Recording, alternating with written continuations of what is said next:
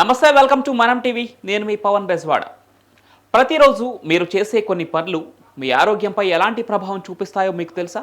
ముఖ్యంగా కిడ్నీల విషయంలో మీరు చేసే చిన్న తప్పులు కూడా పెద్ద సమస్యగా మారే అవకాశం ఉంది. మీరు పాటించే కొన్ని అలవాట్ల వల్ల కిడ్నీ ఫెయిల్యూర్, స్టోన్స్, ఇతర సమస్యలు వచ్చే అవకాశం ఉంది. ఈ వీడియోలో కిడ్నీలను నాశనం చేసే 5 ప్రధాన అలవాట్ల గురించి తెలుసుకుందాం. వీటిని మానివేస్తే చాలా ప్రమాదాల నుంచి మీరు బయటపడిన వారవుతారు. మొదటిది, నీరు తక్కువగా తీసుకోవటం.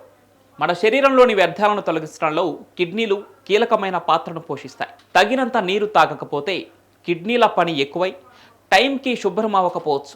దీనివల్ల కిడ్నీ స్టోన్స్, ఇన్ఫెక్షన్లు వచ్చే అవకాశం ఉంటుంది. అందుకే రోజులో తక్కువగా 2.5 నుంచి 3 లీటర్ల నీరు తాగాలి.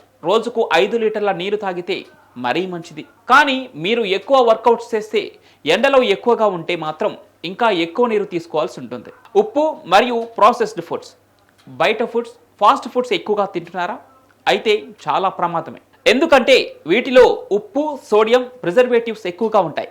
దీనివల్ల బ్లడ్ ప్రెషర్ పెరిగి కిడ్నీలు ప్రభావితం అవుతాయి. అందుకే తక్కువ ఉప్పు ఆహారంలో తీసుకోవటం అలవాటు చేసుకోవాలి. అలాగే ఫాస్ట్ ఫుడ్కు దూరంగా ఉండటం చాలా మంచిది. Protein diet. చాలామంది హై ప్రోటీన్ డైట్ తీసుకుంటూ ఉంటారు.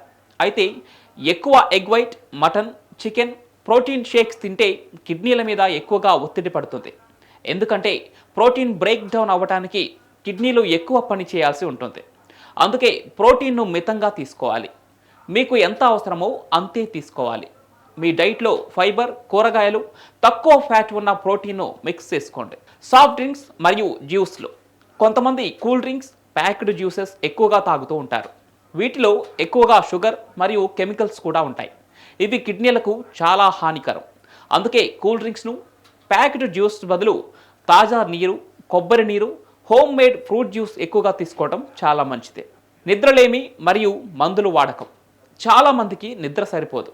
ప్రతి ఒక్కరికి 6 నుండి 8 గంటల నిద్ర అవసరం. ఒకవేళ సరిపడా నిద్ర లేకపోతే బ్లడ్ ప్రెషర్ పెరిగి కిడ్నీలపై ప్రభావం చూపిస్తుంది. కొంతమంది సరైన నిద్ర కోసం ట్యాబ్లెట్స్ను వాడుతూ ఉంటారు. అలా ఎక్కువ మందులు వాడితే కిడ్నీలపై ఒత్తిడి పెరుగుతుంది. అందుకే ప్రతి ఒక్కరూ తమ నిద్ర పట్ల శ్రద్ధ తీసుకోవాలి. ఒకవేళ టాబ్లెట్స్ అవసరం అనుకుంటే డాక్టర్ల సలహాతోనే ట్యాబ్లెట్స్ను తీసుకోవాల్సి ఉంటుంది. ఇప్పుడు ఈ సమస్యలేవి మాకు లేవు కదా అని అనుకుంటున్నారేమో. నిజానికి ఈ కిడ్నీ సంబంధిత వ్యాధులు చాలా ఆలస్యంగా బయటపడతాయి. 50% కంటే ఎక్కువ మంది వ్యాధి ముదిరిన తర్వాతే పరీక్షలు చేయించుకుంటున్నారు.